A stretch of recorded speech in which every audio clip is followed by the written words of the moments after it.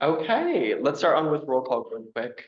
You're gonna wanna start at the Yes. top and say this Okay. meeting of the Oh, Human Rights Commission. thank you for- Yes. This is my first time running the meeting, guys, so bear with me. This meeting is a discussion among commissioners and selected presenters. The public is welcome. Items selected may be moved or discussed during a different portion of the meeting based on circumstances or availability of speakers. The meeting will be hybrid. The commission meeting will have a physical location at the City and County Building in the RDA Conference Room number 115, and members of the public may provide public comment in person. Commissioners and presenters may join or participate either in person or through electronic means. All right, agenda item number 1, roll call. If we could just start it with District 1. Licia, if you want to, I'll just call through for District 1 and then you say here, District 1. Here. Licia and I'm here. Lucia. Perfect. Lucia Rodriguez, District 2. Olivia Jaramillo, District 3. Here. Here, Will Terry, District 4. Jenny Mayer Glenn, District 5. Here. Awesome. David Lita, District 6. Present. Great. Everett Bacon, at large. Everett's not here, and then Pamela Silverman, at large. But not here, so it looks like we have Lucia, Olivia, myself, Jenny. All right, We'll introduce ourselves. okay. So Maria, go ahead and introduce yourself. Thank you, Michelle. This is Maria Romero, Executive Assistant from the Salt Lake City Mayor's Office. My name is Michelle Mooney, Equity Manager for the Salt Lake City Mayor's Office, and then we'll have you introduce yourself as well. And my name is Kathy Pena, and I am the Public Engagement Coordinator for the Utah State Courts. All right, so we have Licia. Do you want to just kind of introduce yourself to the commission and give a little introduction, who you are, your background, and then your interests on serving on the commission? Hey, Alicia Satini and District 1. Did talk with Stephen earlier about where my passion is kind of leading me. And one of the things I was thinking about was the food disparity, meaning healthy foods in our area. Unfortunately, we have a lot of fast food restaurants, but not a whole lot of resources for community members to take part of healthy food options. And so I think that it's a human right to have those kind of options available on the west side, as well as on the east side, where there's a lot of that going on, but I'm advocating, of course, for my district. So thank you for having me. Thank you, Licia. Can you give us a And little I'm bit of your thinking- background, Licia? So a little bit of my background. I'm coming from the Racial Equity Policing Commission and was referred by City Councilwoman Victoria to join this Human Rights Commission. And so I do a lot of community work involved with the Utah Pacific Islander Health Coalition, and then exec director for a program called Jayhawks. And I know some folks here. Jenny, hello. And yeah, happy to be here. Thank you. And maybe I'm thinking we could all just go around and give a little bit about ourselves for Licia. Olivia, do you want to start and just say a little about yourself, Licia? Hi, Alicia. Welcome to the commission. So my name is Olivia Jaramillo. I'm not originally from Utah, but I'm an immigrant from Mexico. I spent 20 years in the United States Air Force. I'm really passionate about advocating for a lot of different things. But right now, I'm involved in politics with Equality Utah, and that's what I do. And with the Human Rights Commission, I really love to push a lot of different angles, but I'm very, very interested in pushing a lot of the Latin Hispanic angles with that's really what interests me, especially being part of that community. So yeah, welcome to the commission. Licia, my name is Will. I also work at Equality Utah with Olivia. I'm kind of over their like political sector, so I do a lot of work with their PAC and a lot of work like just uplifting some of the efforts they have going on during the legislative session. And I just really love my community and I love Salt Lake. So thank you for, it's nice to have you be part of our little group now. And then Jenny, do you? Sure, Alicia knows me a bit, but anyway, I used to work for the Salt Lake School District, as you know, and now I'm the Director of University Neighborhood Partners. Hi, Katsy, sorry I missed you when you came by. Yeah, you know. Hi. And then David, do you want to give a little introduction? Sure. Licia, I want to add my welcome to everyone else's welcome. It's so nice to have you as a member of the commission. It's wonderful to see that you're interested in serving the community. I think, you know, things happen and things change when people get involved, and it takes sometimes some courage and certainly a lot of time to be involved.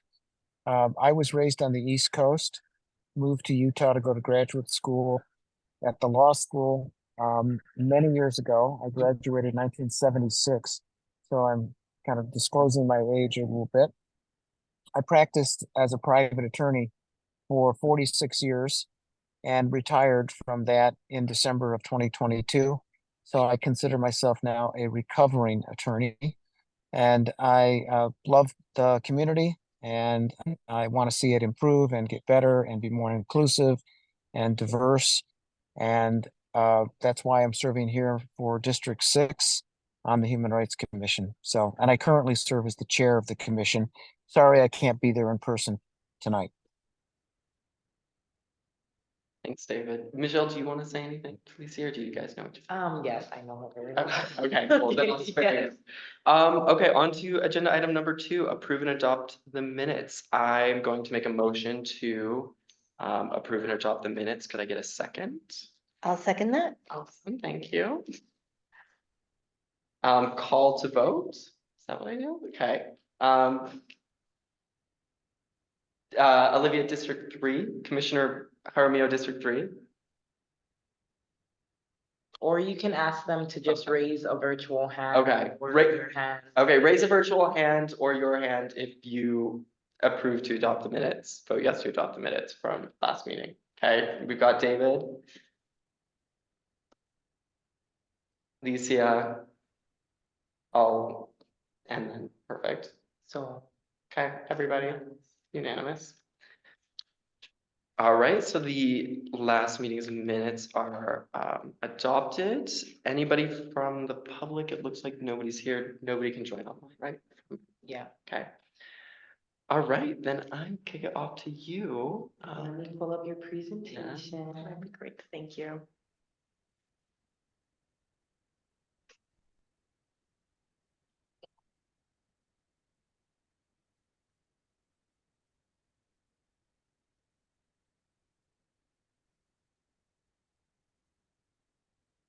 I'll share the screen so I.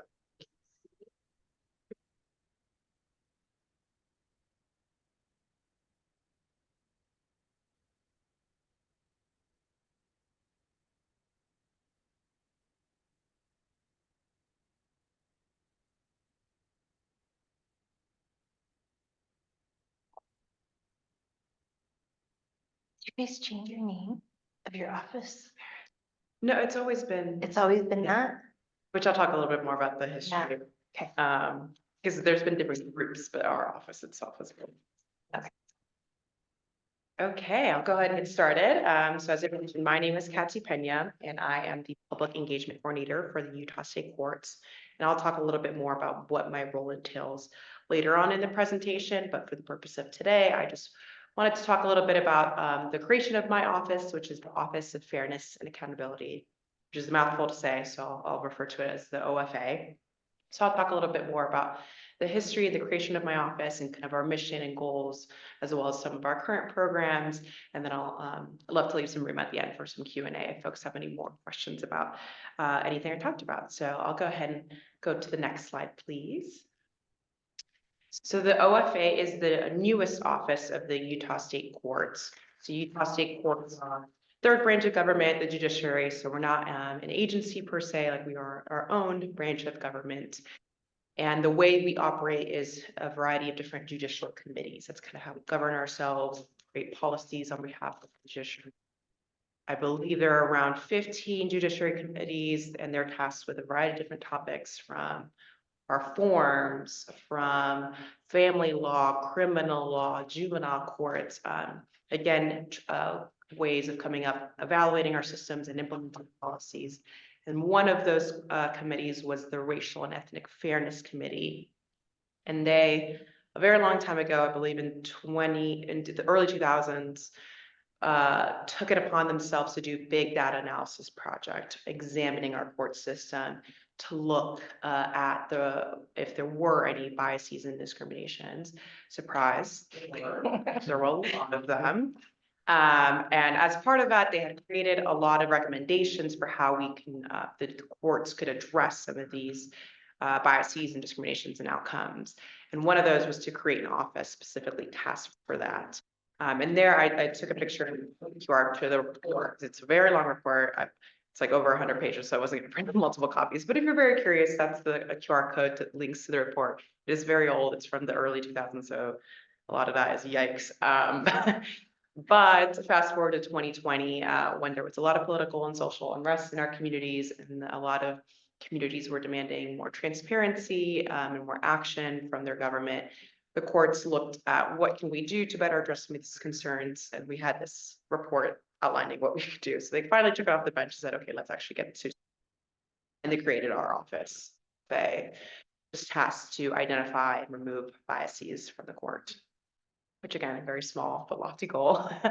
And so in the next slide, please, we have currently the current structure of the OFA is kind of split up into 3 buckets. We have folks who are doing language access. So we have a team of about a coordinator, a manager, and 5 interpreters that are managing statewide language access, meaning interpretation of our courts. That in itself is an animal that I could talk about for a whole, but for right now, that just give that a little snippet. And then we have our internal and external OFA efforts. As many of you might know, the legislature has passed many anti-DEI bills. We're very lucky in that most of those have applied to just the executive branch and schools, for examples. And that, again, we're not an agency, we're our own branch of government. So there's some things that we do have our own autonomy for. Judicial independence is a great thing. But there are also some things that we are aware of. So for example, the legislative branch is the one that holds the purse. So every year we go to them asking them for funding for XYZ, and they're the ones that say yes or no, depending on what they're feeling.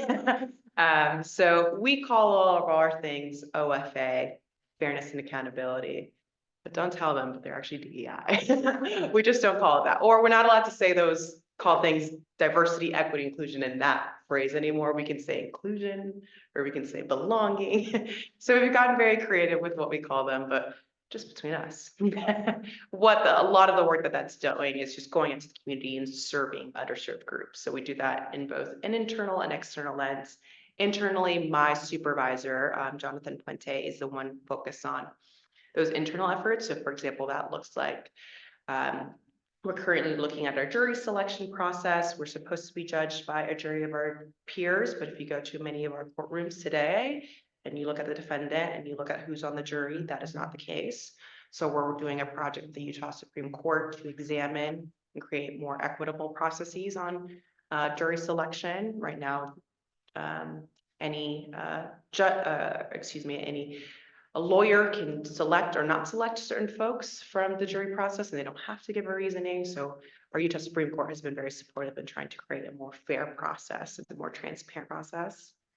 Another effort in that internal bucket is our training. We can't call them DEI trainings, but we're calling them, I believe, inclusion and belonging trainings now, where we're operating a training that's going to go statewide across our court system to judges, probation officers, clerks. We're doing the directors first, I believe, next month, which is really exciting. Also doing a big strategic plan across our organization, embedding a lot of these principles. We've been looking at some other states like California and Oregon and what they're doing, and we're hoping to have a draft of that early this summer. We'll be doing a lot of community advocacy and getting community involved in that planning process, as well as creating a community advisory board of just community members advise on the court's strategic plan. And then we're also looking at internally, we're doing a judicial outcome study. So we're working with Georgetown University, and they're helping identify judicial outcomes, kind of like the study they did back in the 2000s. We haven't really done anything since, which yikes. But what we're doing now is we're planning or teaming up with Georgetown, and they're helping us look at if you have a eviction case in St. George, are you getting the same outcome in your eviction case in Park City? If so, if you're not, why? Is it because of you and your identities? Is it because of the judge, the probation officer? Where are the discrepancies in our system, and how to create more transparency, and more fairness in that process? So those are the kind of things we're looking at internally within the branch. Externally, that's more where my role comes in. So as I mentioned, my title is a public engagement coordinator, and I'm the middle person, if you will, between the courts, so the judges, the probation officers, the clerks, and the community. So what I'm tasked with doing is creating opportunities for those two things to mix. As many of you can understand, the courts are not a very pleasant place for a lot of our community members for a variety of different reasons, unless you're coming in for an adoption or a marriage. Most people are not. You're either coming because you're getting divorced, you're getting sued, something went wrong in your life, and it's not a happy, pleasant experience. It can often be a very negative and traumatic experience for most of our community members. So trying to create more positive experiences, more trust-based, authentic relationships, and trying to create more education and resources, because the majority of our users are what we call self-reps or self-represented folks. Can anybody guess what percentage of folks in the state of Utah and that go through the court system identify as a self-rep? Interesting. I'm gonna guess 40%. A lot higher. Yes. Yeah, I think it's 85%. Yes, depending on the year, it's around like 70 to 80%. It just reflects the majority of our cases. Most of our cases in the state of Utah are civic. So cases fall into two categories: criminal or civic. Criminal being when you are accused of committing some sort of crime like theft or burglary, something like that. There, the state of Utah guarantees you the right to an attorney, but that's only under 30% of cases across all of the cases we hear in the state of Utah. Majority of those are civic, meaning those are things like family law, divorce, custody, those are evictions, that's wage theft, that's debt collection, all those kinds of things. Yeah, and I think Those when you say civic, you really mean civil. Civil versus Right. criminal. Civil, not Right. civic, right? Civil. Okay. Well, we interchange those terms at the Utah State Court. So some folks use really? civic and Okay. civil. Okay. But in terms of that category, those are the folks that are self-represented, because that you're not guaranteed the right to an attorney under those kinds of cases. And a majority of our users fall naturally under that category. So it can be depending on the years, but in the past 2 years since the pandemic, it's actually increased to almost around that 70 to 80%, fluctuates by year. So we're trying to gear a lot of the resources and education towards those folks, because our system was built for lawyers and for judges. And if you're not kind of part of that category, it can be really challenging to navigate. So we've done a lot of work to create more resources and education. And that's kind of the nexus of my position and what I'm tasked to do. So examples of some of my work are doing outreach. So we do general outreach where you just table across community and cultural celebrations, things like last year we were at Utah Pride, and we had general information about gender and sex change and things of that nature. We tabled at the Logan Latina Festival, and we had the information about family law, immigration, wage theft. We've done a clinic with the Mexican consulate. They have a labor Rights Week, and we do kind of a Know Your Rights, Wage Theft 101 education class. So we can do something really general where we're just coming to a celebration and just have all of the resources.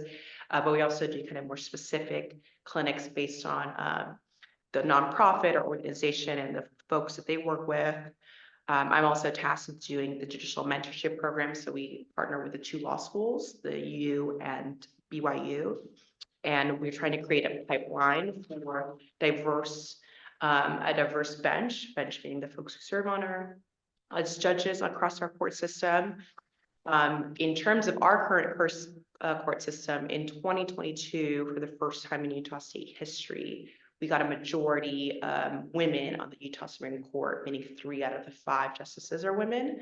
That happened for the first time in Utah State history since the 1800s. And I think there's only been about 5, maybe 6 justices that have ever been women. In the Court of Appeals, we've only ever had 1 person of color as a judge. We've never had a person of color in the Utah Supreme Court.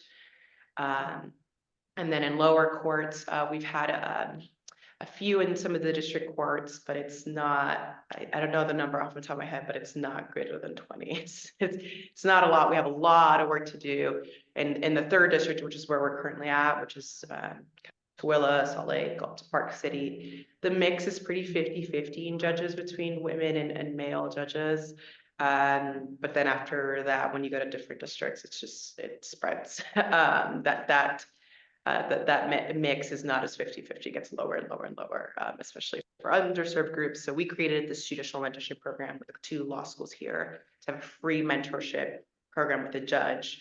We match underrepresented law school students, so students who are LGBTQIA+, students who are veterans, who are first gen, who are Black, Indigenous, or people of color.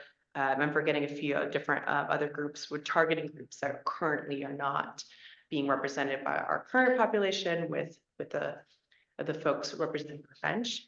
That's been really successful. Last year we had 13 folks participate. This year we had 26. Another program I help run is Community Court, which is a pilot program that's just over a year now, where normally you have to go into court, whether you're doing a divorce, whether you're doing eviction, debt collection, those kinds of things. You have to go to a physical courthouse in traditional 9 to 5 hours. We've been hosting a mobile court that we're calling Community Court at the Kearns Library. We've hosted after hours, 4 to 7 p.m. On the last Thursday of the month. We partner with the University of Utah's Pro Bono Initiative. They bring around 15 to 20 lawyers. We have interpreters for free. We have a commissioner that's there on standby for free as well, so that folks can come in, get legal help and assistance. And if they need to move their case along, like they need some sort of paperwork to be signed or those kinds of things in their divorce and their protective order, we have a commissioner there on standby that moves that process along. So if folks have a barrier where they can't come into the courthouse because they're working multiple jobs, 9 to 5 doesn't work for them, they can come after hours, it's free, you can bring your kids if you can't afford childcare, those kinds of things. So it's just trying to actively address and remove barriers, and that program's been really successful. We usually have around 40 to 50 folks come to that every month. And the reason we did it at the West Side and Kearns Library is because of our self-rep. We do a lot of data collection on the folks that we're serving the community, and majority of the self-rep folks in Salt Lake. That side, and they've never done a clinic in that side of the of Salt Lake. So that's been really successful. It's last year. And then the other program that we're currently launching is our Community Voices program. As I mentioned, we have all of these different committees in our judicial branch that help run and implement our policy. Right now, they've always been made up of judges, lawyers, folks within our organization or within the legal field. And we have been working with our judicial council, which is kind of the committees of all the committees. They're the final word of policy in our branch. And they've approved us adding 2 community voices to every single one of those committees, which is really exciting. So over the next year, I'll be working individually with each committee to identify what kind of voices they want to hear from what types of groups and those kinds of things. To again address the majority of our changing demographics. Most folks nowadays are not lawyers. They're doing this on their own. So it'd be great to have more of their voices represented in the way that we run our forms, our website, our interpretation, everything A to Z, top down. And I'll have you hit the next slide if you would. So that's kind of my general overview. The next few slides are just very quick on just some resources that I have that I thought would be great to go over really quickly if you just want to. So I just wanted to go over some resources, one of those being My Case, which is a really great resource for folks to know. That's like our online dashboard for folks to look up their case. Again, we're trying to shift form. You don't have to physically come into the courthouse anymore to file your paperwork. The pandemic was a blessing disguised in some ways of modernizing a lot of our court systems. So now you could just make payments. You can look at when your next court date is. You could file documents. It's all free, and folks can do all of that online. And again, better for folks who are working full-time, who take care of our caregiver full-time, those kinds of things to try to address barriers. Go ahead and hit the next slide, please. And then our self-help center is our internal resource for free legal assistance. There are lawyers from the court system, so they can't represent you. They can basically do everything right up to representing you in a trial or court.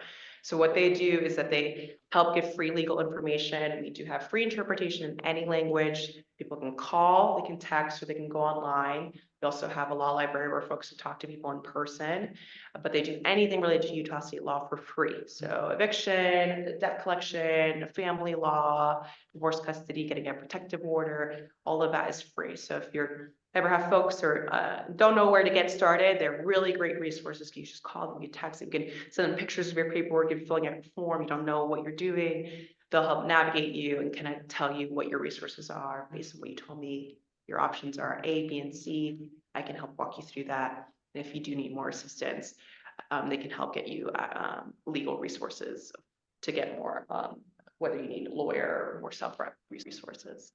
I'll have you click next slide. And then I have some more information about court interpreters we're currently hiring in every single language. It's a really great opportunity because it's contract work. You can work as little as 2 hours a week, 40 hours a week. You set your own schedule. You can say yes or decline whatever schedule you like, and it's a really flexible option. So if you have folks that are interested, we actually just got more funding for more training. Currently now we're waiving all the tests and all the fees associated. It's normally around $200 to $300. So I have some more information about becoming a court interpreter or requesting court interpreter on behalf of folks that you may be working with. It's exciting. And then I also have information about our divorce education program, which is a really great program. Again, we're constantly trying to learn about who we're serving and who we're leaving behind. When it came to family law, that was a majority of the stuff that we were working on, but a lot of that was catered to the lawyers and to the adults. So we created a free divorce education program with health professionals that teach these classes. They're virtual, so they're accessible to everybody across the state for ages 6 through 17 to access mental health resources to help navigate what can be a really divorce or kind of messy divorce and sometimes traumatizing process to help them heal and understand with the license. And then this is, I brought some of these flyers too, but these are kind of the main ones that I kind of guide people to. The free legal clinics across the state, there's a QR code for our website there. If you want to represent yourself, that's more information. If you folks you're working with have questions and they're trying to navigate their own eviction case, that's a page to our website, and we have individual pages for everything. So individual pages for eviction, for family law, for immigration, and we're working on getting all of those translated to different languages as well. And then if you do need more assistance, need to have a court-appointed lawyer or free legal options, or hiring your own private lawyer, there's more information.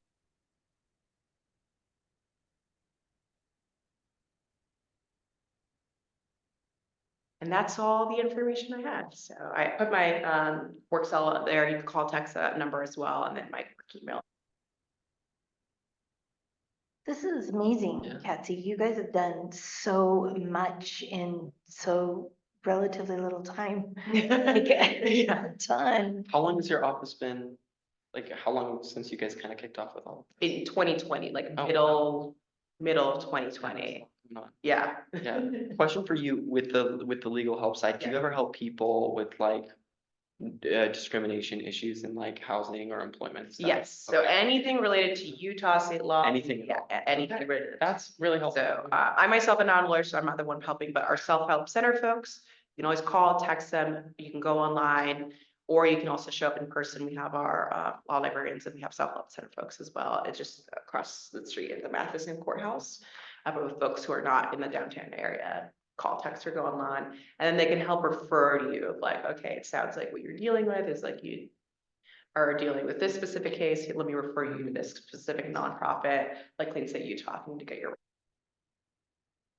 whatever. So our website is a great resource, but it can be obviously very overwhelming. So our self-help center attorneys are really great way to just kind of having someone hear your story, telling you, okay, based on what you told me, here's all your options, here's where I'll refer you. And they just can be really great kind of mediators in that first initial step, which can be often the scariest step, a lot of folks in getting access to legal resources. That's Great. I see, would it be bad if I took some of those? Oh, yeah, I have a few. Yeah. I I have. know they're all shrink wrapped, but Yeah, no, I have a few, so please feel free. This is our self-help center one, so if you want. Yeah, please do. And if you ever, I have my information there as well. We drop off all these flyers, so if you have centers where you'd like to have these flyers, I can send electronic copies, and then I can also deliver them for so. Hey, we have some, I would like some more information about this resources. Can you drop off the flyers? Always love to do that as well. So, I have a lot of people reaching out to me for this, a lot. yeah. I just wanted to ask you quickly, is related to my professional life, but Yeah. you came and met with Miguel. Yes. And Valeria, she presented to UMP staff. Mhm. I think you should come present on. Yeah, absolutely. Staff. Absolutely. Yeah, we'd love to. That's a lot of the work that we do as well as like community, but also talking to the folks who help communities. So Yeah, if you have, places where you'd like us to present, we always. okay. And we also bring in judges or probation officers. So if there's other folks that you want to talk to and learn more about, we always are willing to work with community partners in that way. Okay, thank you. Yeah, of course. Amazing work. Any other questions from any of the commissioners online for Katsia? Oh. Okay, well, thank you. Well, thank you Yeah, so much. thank you so much. Yeah. Let me see. Yeah. Oh my gosh, I'm like, let's see. Can y'all hear me? Oh yeah, Kat. Yeah, thank you, Katsy. Thank you so much for coming. Thank you so much. Oh, this was very, very informative. This is Olivia. Thank you. Do you have a card I could grab? I just ran out of You know cards, what, it's in but the- I had, Joe. you want Oh, to no. see a picture of the screen? I think it's in the, Yeah, I said, yeah. I'll take it out of there, thanks. All right, Can we have Sia joined? yeah, So have, oh, Lucy's on, go back. yes. Okay, Lucia, welcome. Thank you. Or are we going by Sia? We got Lucia on that. This is gonna, Oh my gosh, I You need should to get go. used to it. you know what, this is why I should probably be calling everybody commissioner. I know, and we can go by, we should Okay. definitely go formally. Okay, Commissioner my bad, y'all, I'm not used to this. Terry, Commissioner Okay. Armijo, I think it'd just be easier, Commissioner I Rodriguez. think so too, and that's probably how I should be doing it. I Commissioner know. It's okay. Rodriguez, thank you for joining us. Can you hear us okay?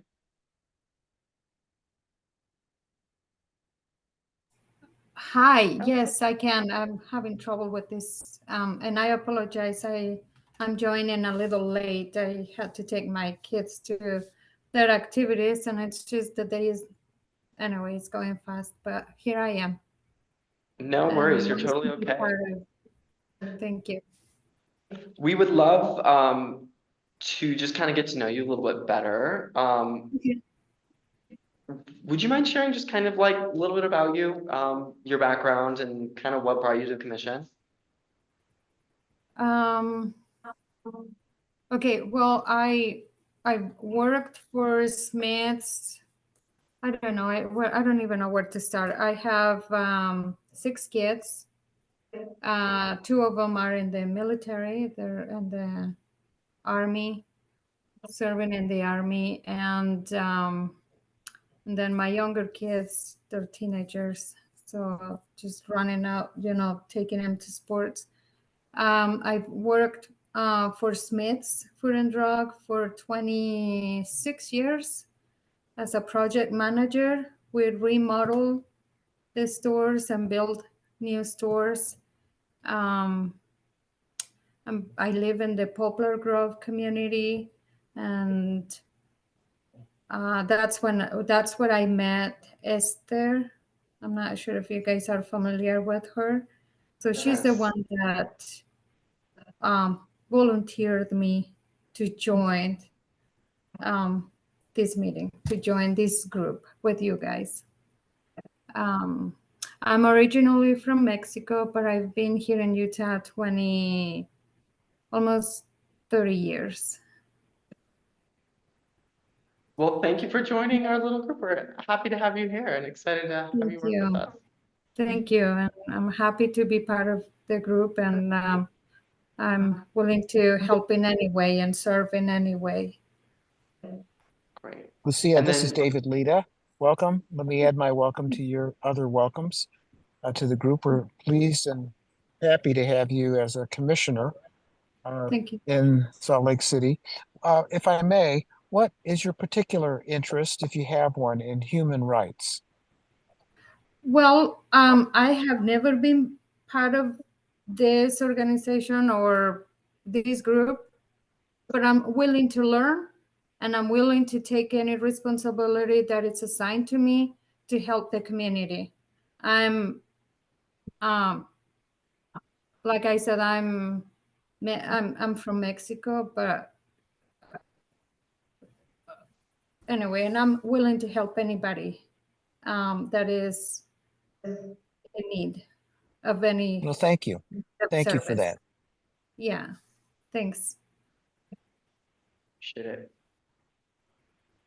All right, well, we'll go into agenda number 5. Jenny, do you want to just talk a little about like how the event went on? Sure, I can talk a bit. So for those of you who weren't there, on Saturday, we had a conversation about homelessness at Glendale Middle School. We had around 15 people either currently experiencing homelessness or who have in the past joined us. And then there were several service providers, community members, a few policymakers were there. And we got together in small groups of about 6 to 8 people. And Will and David and other, I did, and then there were some other people part of our planning committee that hosted the conversation at the table. The conversation lasted a little over an hour, but it gave an opportunity for people from different perspectives and backgrounds to be able to talk about homelessness. I think it was super successful. I heard good feedback from people. Particularly, I drove home someone who now does have a home, who lived in the shelter system for 4 years. I drove him home and we were able to talk a little bit more about the experience, and he was just really thrilled to have been part of it and thinks that it's a way for, in the big picture, for us to make change. And also to help decision makers or more specifically legislators to be able to hear from community members. So that's my perspective, but Will, you No, got. I thought it was great. It was, so just for some context, Commissioners Rodriguez and Licia, I want to make sure I'm saying your last name right. Is it Satini. Satini. Satini. Perfect, thank you. Just some context for y'all, we had met with Council Member Wharton a couple months ago, and he was kind of talking about his time on the commission and what it looked like then, and this idea sprung from it to do these community forums. And one of them being like focusing on individual issues, so this was our first one, and we kind of had it through like a living room conversation style and just, sat together kind of like what Jenny was talking about with people from different areas of the community, but I thought it went great. I think went a little differently than I was expecting. I was kind of expecting more of like that. You know, when we talked about it, like there would be somebody with the policy kind of lens on it, and then somebody from the community lens, and then someone from the community itself. And I noticed, at least at my table, it kind of all blended together, and it was more like personal experiences from everybody, less like, you know, somebody speaking from the policy side and everything, which I thought was, I kind of enjoyed it. Yeah, and it was good.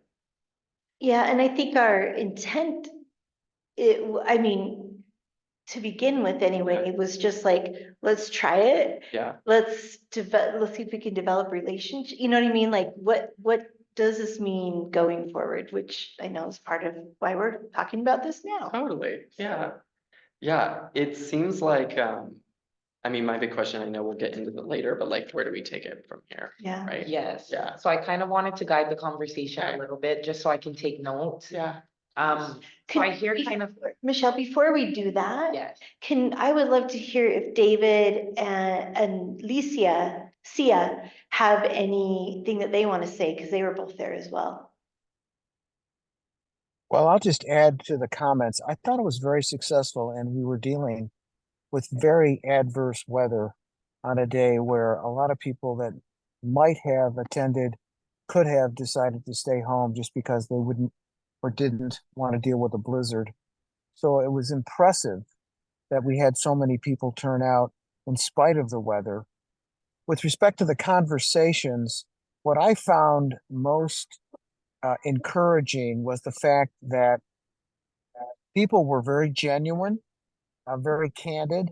They were good listeners. They were very respectful of each other, and they were willing to share their respective perceptions of homelessness, both as people experiencing it and people experiencing it as residents in the community. And I thought that it led to a lot better communication and understanding among these various groups. So I was hopeful and encouraged by the discussions. Sorry for the noise in the background. If you haven't guessed, I'm in a parking lot and there's a lot of commotion going on. So I'm going to put myself on mute unless I'm speaking. Oh, you're okay. We actually can't hear anything, at least on our end, so, yeah, you're good, David. To add to what he shared, I really liked the living room style, the way that the setup was.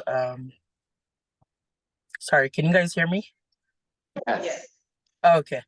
The way that the setup of the content of the conversation, my table was very diverse, which I appreciated. I had somebody who was from the unhoused community and was residing at the point. I think her opinion and her voice really mattered because, of course, a lot of us on that table were residents. We had an investor, we had partners also on my table.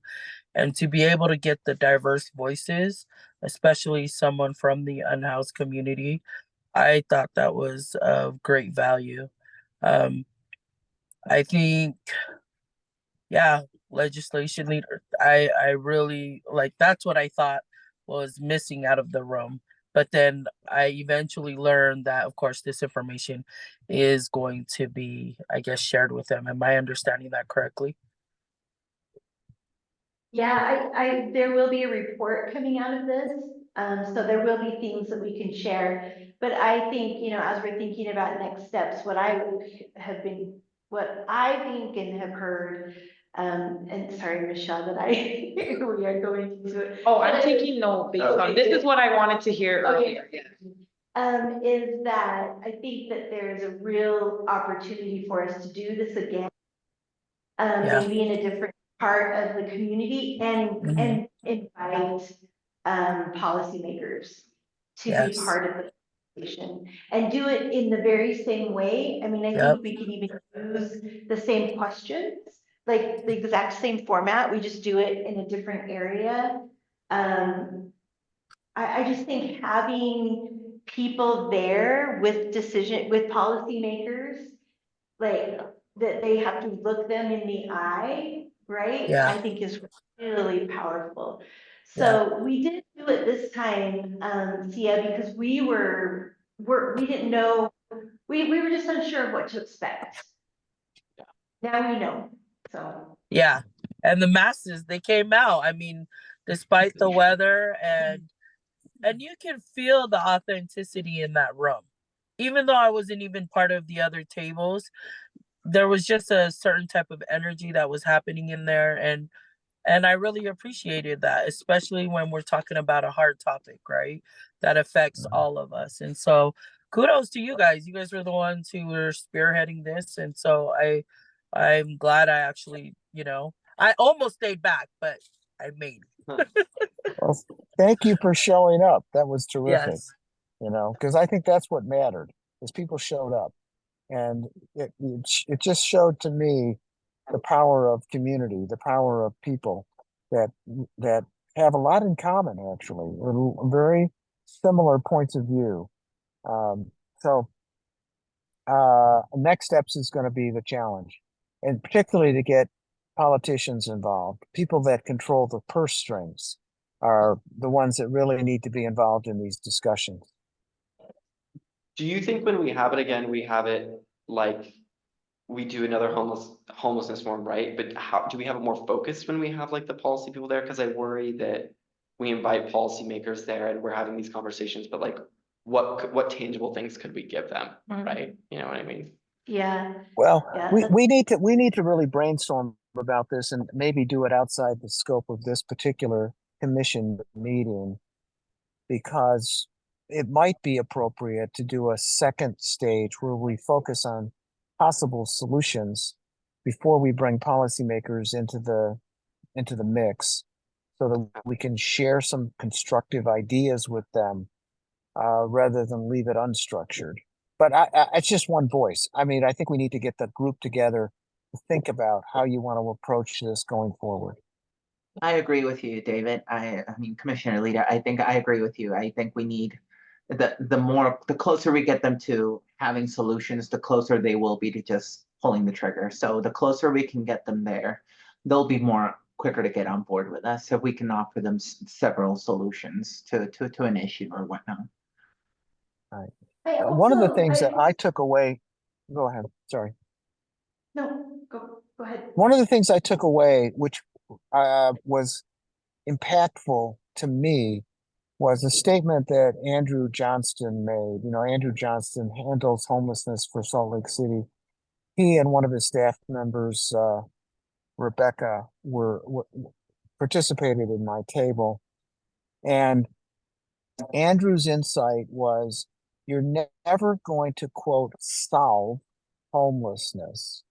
There will always be homeless people. There will always be people that, for whatever reason, don't have shelter. And so when you try to measure success in finding solutions to homelessness, it's not a matter of eliminating people who are homeless so that no one is homeless. What it is, it's a matter of reducing the number of people who are homeless and making the amount of time that they spend being homeless as short as possible. Because in a complex society, there will always be homeless people. So a successful program manages it so it doesn't increase in number, and the people who experience it only experience it for shorter and shorter periods of time. And I thought that was very insightful. Yeah, I like that. I kind of am curious, do we think kind of as a body, the better next step is to continue down like what the next round 2 of the homelessness conversation is before we start opening up other topics, or we go into another topic? Because I know it seems there've been talk of both. I don't know. Curious to I'm know. kind of inclined to see if we can generate a few more forums, maybe on different topics. I think we really need to have a forum on immigration. I think that is a hot topic, especially now in this election year. And we need to get people together to talk about immigration, to develop better understanding and communication about people who are immigrants and the problems that they're having, including, and maybe blend it not only with immigration, but also with refugees. Um, and then if we can do 2 or 3 of these forums, we can start developing an agenda of topics to work on and have things that these aren't going to be solved in one meeting. These are going to be problems that you're going to have to solve over a period of time. That's just my thought. I have a couple of thoughts. One is I've been thinking the process is the product. So having these people come together and talk is, I think we can see as a product that will have a longer term impact that we won't necessarily be able to measure, because I think what comes from it is that it changes the belief and attitude of the people who are in the room. And so if policymakers are there and in these conversations in any kind of, one time or ongoing or whatever it is, that will hopefully have an impact in the future decisions they're making, because we can't be there all the time, Yeah. right? Well, that's one thing I'm thinking of. The other thing is, do we use the influence that we have to encourage other people to do this? Like, is it more beneficial, or will the greater impact be if we come up with a list of, possible solutions and then hand them off to somebody? Or is it that we are encouraging more people across the city and maybe even teaching people across the city and outside of the city? That's the other thing, is that we're talking about policymakers that live in Harriman and Saratoga Springs and, places like that. Like, and maybe all of the things are true, but is it beneficial to create more opportunity? Is that a value add we have? Because we know, excuse me, there are people who are lobbying for, the VOA is doing lobbying. Like, there are people that are doing that lobbying work. Should we be doing that kind of work? Is that our value add?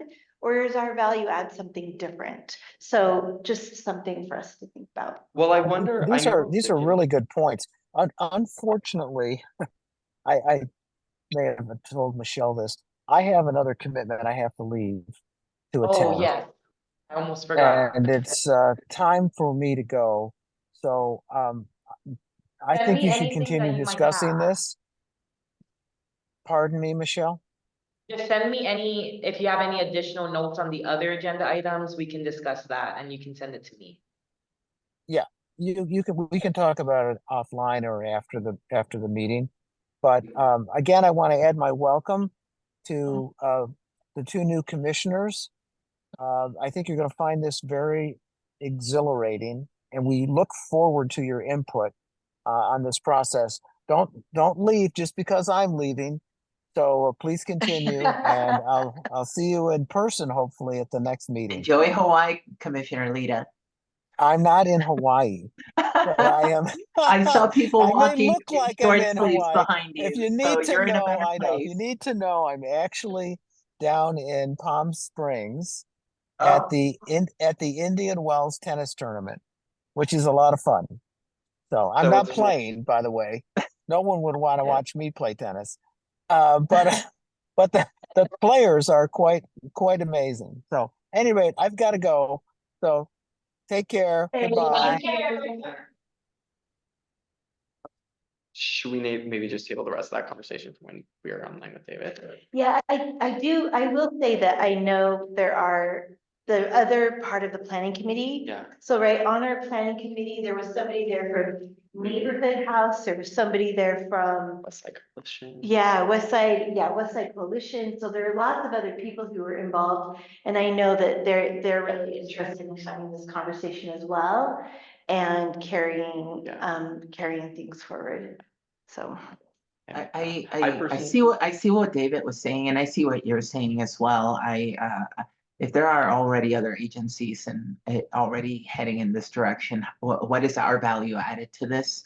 If so, what can we bring to the table that would be perhaps unique, or how can we affect this issue in a unique way? I think that would be a good way to utilize our time in the commission. I think that would be really good, and we have this. I think it's an opportunity that we have this, that we get to choose the direction right now instead of having it chosen for us. So Yeah. I think it'll be interesting to also hear, like you were saying, everybody else's thoughts, Mhm. everybody who's engaged, so. Figuring out the value. Yeah, I mean, maybe what we are is we're the information gatherers, Yeah, and then that goes we to somehow put that, lobbyists. yeah, that's kind of, well, that was kind of my idea, is like, what can we, somebody's obviously doing the work, so we don't want to duplicate it, and sometimes that Right. messes with everything, but like, I know originally when we first kind of talked about doing these, we talked about how like maybe there's some things that fall between the cracks, right? As far as like things that we could bring up. And like you said, I think maybe being able to hand something off would be great, like being able to show like, this is what we heard. Right, Yeah, right. Yeah. Yeah. Okay. okay, I then think with that, shall we jump to the, yes, but definitely, I think just because, yeah, we kind of are talking about, so yes, okay, I have the notes of what you all felt about the event, and that goes back to the West Side Coalition since they were the partner, and seeing how you guys can maybe collaborate, but in terms of the HRC, I do want you all to kind of think about your roles. I know for this legislative session, maybe I might have talked with the chair and vice chair about this, but how can you guys have an active role? And it's hard to advocate, right, when they're in the midst of the session already. So as now we have to look forth to the coming year.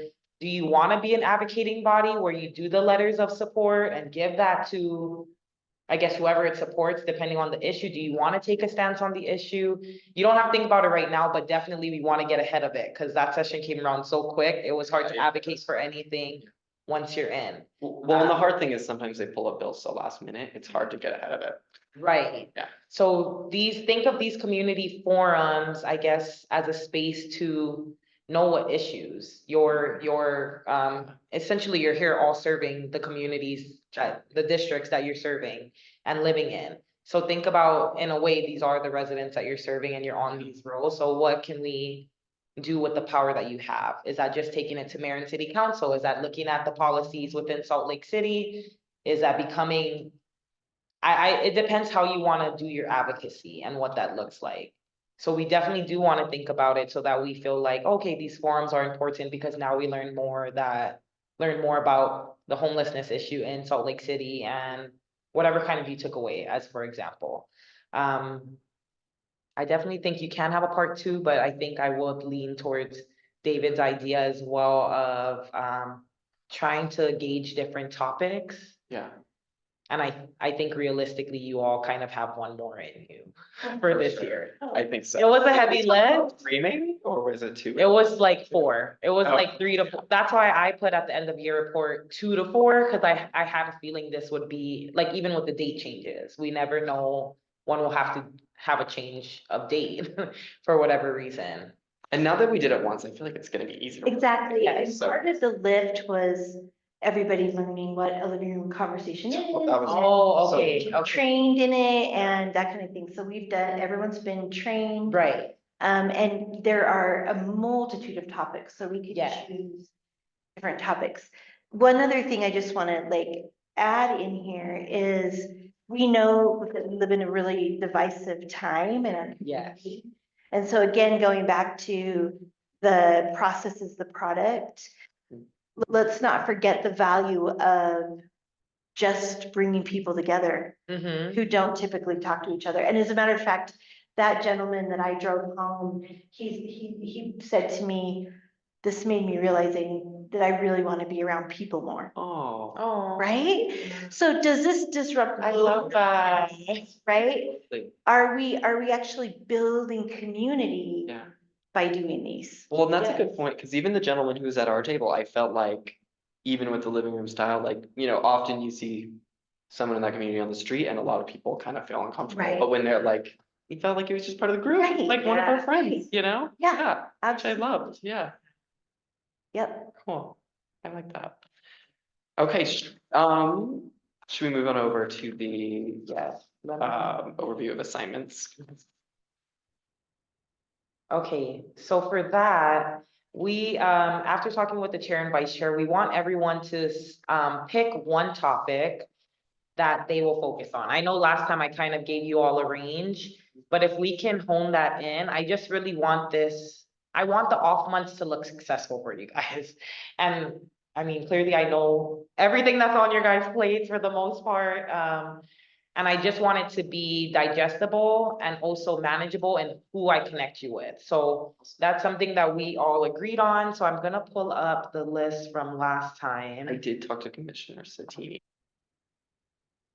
Yes, and I feel like, so we'll go around, we'll just go down in districts. So Commissioner Satini, based on your food equity, is that something that you wanted to work on? If she's available.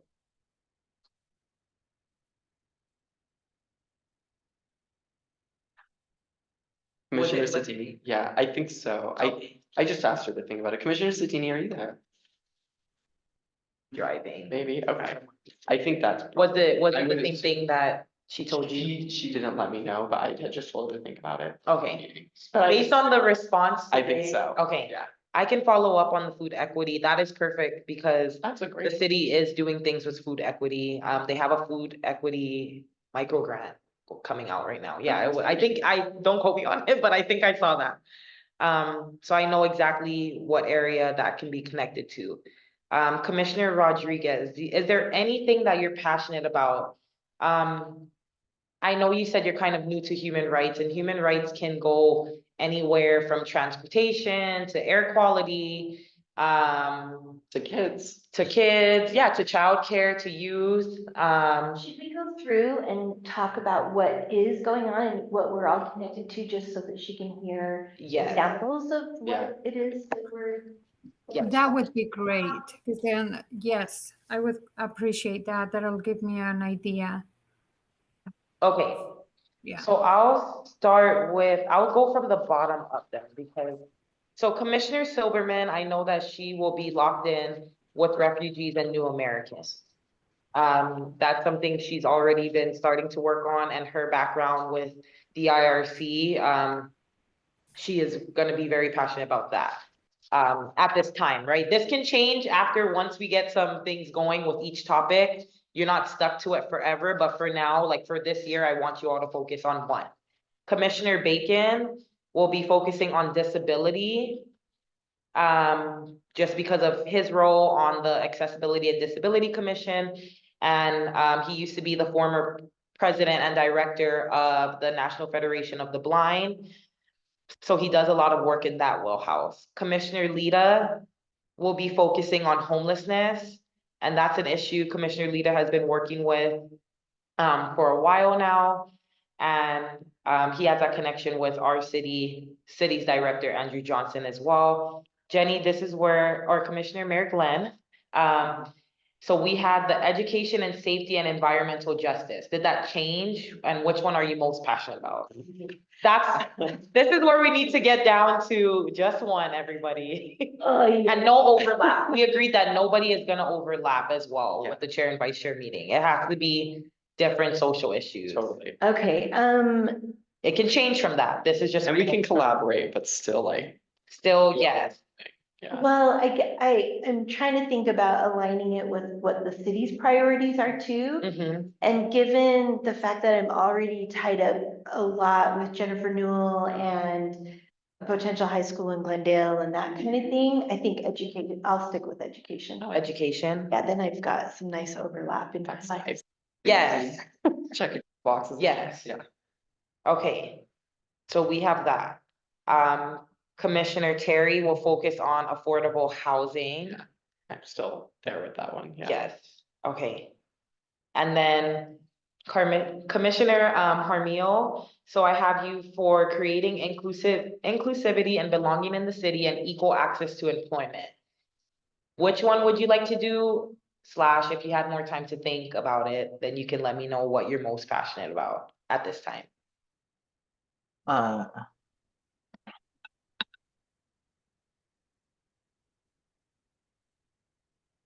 Inclusivity. And then what does that look like for you? Just so I can kind of get a gist of, does that look like working with our equity and inclusion team? I mean, clearly that overlaps with me managing the commissions. Or what does that look like in terms of the city? What kinds of, just so I can start thinking about, okay, who can I connect you with in that? Yeah, I mean, I would love to start with your office for sure, and I'd love to see what that means, because within DEI inclusivity, like it's not necessarily the main word used, or sometimes when it's used, people tend to take a different interpretation to it. So I'd love to see, I'd love to just sit down and see what we like to give it a meaning to here in the city. I'd love to chat. And then go Okay. from And then go from there. So just Yes. inclusivity is the Yes. topic, just Yeah. overall. Okay. Yeah, especially now then- that I've heard about the building of the new or the upcoming building of the new baseball stadium on the west side of the city, or on the west side of the area. I know there's been a lot of supposed inclusion of the west side businesses and whatnot, but when you actually speak with the people that live on the west side, they don't feel like they were included. So I don't know. I think there's something there that we could probably talk about. Okay. I feel I mean, you. I see you got it. shaking your head. I know, I just want, yes, there is a lot of things, so yes. So now it comes down to kind of, for you, Commissioner Rodriguez, from that list, or even, like I said, like other issues that people don't really think about in terms of human rights would be like transportation, air quality, sustainability even. I'm really trying to think of these city departments. Healthcare, healthcare, yeah, yeah, What else is there? like almost anything. Yeah. That's why, yeah. I like the points that the person before me that was just talking, like the Olivia? points that, Hi. yeah, Oh, hi, Olivia. yes. Oh, hi, Olivia. I'm sorry. Uh,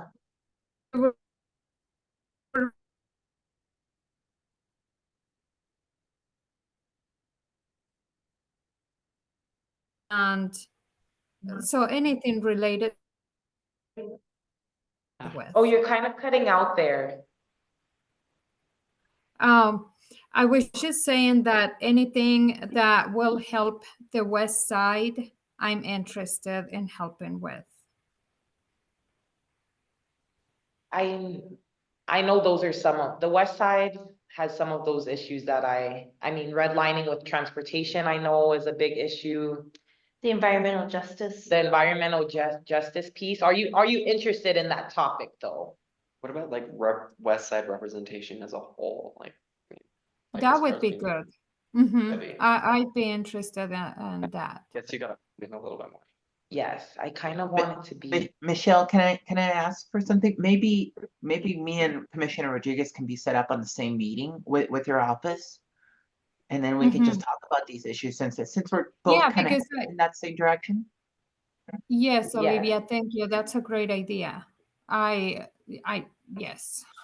I know we are wanting to kind of keep individuals like assigned to their own area. yes. But if maybe there is something within, when you have those conversations that you can maybe discover like another route to go, Commissioner Rodriguez. And that's what I was thinking as well, Commissioner Terry, that maybe like if we just get set up with the same meeting, and then from there we can find different paths to go on from there. Yeah, just that way we're not kind of working over each other or anything, and we can just, yeah. Michelle, what are your thoughts on that? Yes. I think the best thing, because I am quite aware of like the different issues. So am I hearing with Commissioner Rodriguez, you're interested in any issues impacting the west side? That's Or correct. west side residents? And then Yeah, and Right, and as I mentioned at the beginning, I've never been part of these teams or this group. I've never done anything like this, so I'm brand new. I would need to do I would need some training, some guidance on what is expected from me. Yes. I'm willing to help and do whatever is expected, but I don't know what to do. I don't know how to do, or the Yeah. resources that are available to me. I don't know anything. So I'm like blind in this. The willingness is there, but I don't know where to start, how to, or where to. Okay, we'll just keep them to, that will be the only partnership, which I think, That sounds good. And also Commissioner Rodriguez, maybe, I don't want to speak for David, but maybe sometime we could just sit down offline and just kind of talk Mhm. through some of the Yeah. things and Mhm. kind of, yeah, That'd kind be of great. give you an idea of right, how we can all kind of do it maybe and it's set up. Because I'm relatively new to this too. Yeah. Commissioner Rodriguez. and this is a new process too this year. The commissioners Okay. have kind of, it looked different before, so now we're trying to assign projects and tasks that you're most passionate about, right? Like, I don't want you to stress in your day-to-day life because you have this, like, you do get paid for your time here, but it's not a lot, so I want to make sure that it's something that you're interested in, right? And that I'm you're really willing to- not here. I'm not here because of the money. I'm more because I want to help my community, and my community is the West Side. So that is Okay, my passion, the West Side. so yes, we can probably even, I'm gonna even consider probably having council member Pui serving District 2 and seeing kind of what issues as well. Cause I mean, I know him. more than Yeah. likely, the council members are very well versed with the issues in their. I would, Yeah. and back to what you had said earlier about, connecting, you know, the civic engagement, Yeah. Yes, right? Like we know there's so many spaces where there Yeah. isn't, access or engagement, or the Yeah. community doesn't know about it, and so I mean, that I in think of itself, the whole thing. And we know the Right. West Side has always historically kind of been. Right, and I know that that's a huge priority for Yeah. the West Side. We did a bunch of system mapping a few years back. And what we learned was that we created based on a lot of feedback from community members, we have these what are called vicious cycles and virtuous cycles. And one of the vicious cycles is that because West Side community members aren't at decision-making tables, Mhm. poor policies are being created, and that leads to the continual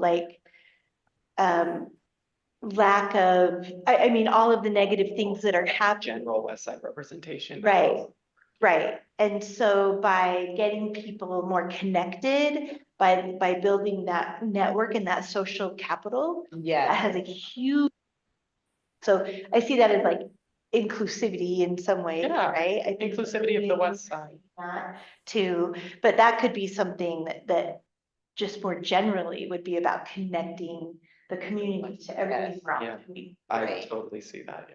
I can see that too. Okay, so we'll dig deeper into this in the next month. Clearly for April, we won't have a meeting, but however it is, I know that Commissioner Lita would want me to emphasize this, that we need to make sure that you all are working on this. So the kinds of things that we're looking at in terms of working on your topic and what that looks like. This will include, and I did take notes here, so during the off months, we asked the commissioners to work on the assignments and report at the next meeting. So in April, you're working on this topic, and I'll go into some things you can work on and what this looks like. And then in May, each of us will give an update, or each of you all will give an update on where you're at. So this work in the off months can look like researching Salt Lake City policies within the area that you're assigned, talking to Salt Lake City departments, talking to Salt Lake City departments and seeing if any policies are being considered or if any policies are being considered by the city and council, my notes are weird. I'm gonna say by the city council. So this can be talking with your council member on these topics within the next month. So you might, if you do want to do that route, I definitely would say I would connect you with their liaison, so I can give you a list of, you all should kind of know your council members, but I'll give you a list of the council members as well as their liaisons, so that you can get on an email chain with them. That I can foresee being kind of you might just need more time to get on their calendars. Same for Salt Lake City departments, depending on who you're talking with. The directors clearly will probably be the most busiest, but most directors have deputy directors as well as people under them if it's a specific area. And then essentially, if you're looking into policies and processes, you want to make sure that you're coming up with recommendations on how the Human Rights Commission should proceed. So is it taking a position? Is it engaging the community? And by engaging the community, it can be a forum on this topic, asking for insight, having a focus group. These are just some ideas, or advocating for a specific issue with mayor and council. So does that kind of give a good clarity on what is kind of what you all are tasked with? Sounds like it's a lot what you make of it. It's a lot what you make it, so I'm giving ideas, because I don't know if there's policies on everything. I haven't even looked at all of Salt Lake City's policy. But if it is policy, all of those things are online, so what I can do, and I will put this on my to-do list, because I know I'd be delayed with something, so I do apologize. I will get this information to you all, yes. I'm sorry to interrupt, Michelle. I have to leave, but it's it's great to okay. see everybody. Yes, Thanks, Olivia. Take care. take care. So there's 3 of you all in the room, so yeah, so. Yeah, I will send this out, but is that clear That for the makes people in the space? And Commissioner Rodriguez, is that kind of clear?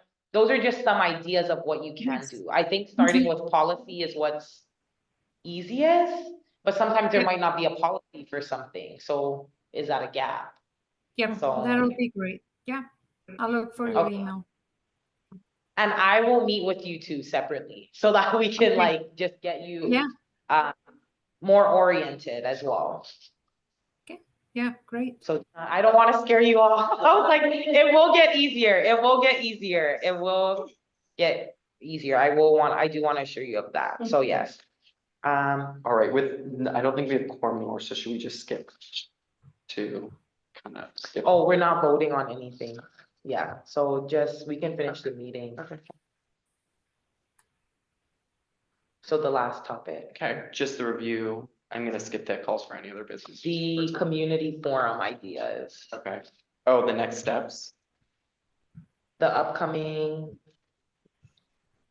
Upcoming community forums. Well, I think we should probably talk with the West Side Coalition first. Yeah. Before, yeah, Well, remember now, the West Side Coalition was one partner. yeah. The Human Rights Commission is still gonna do community forums.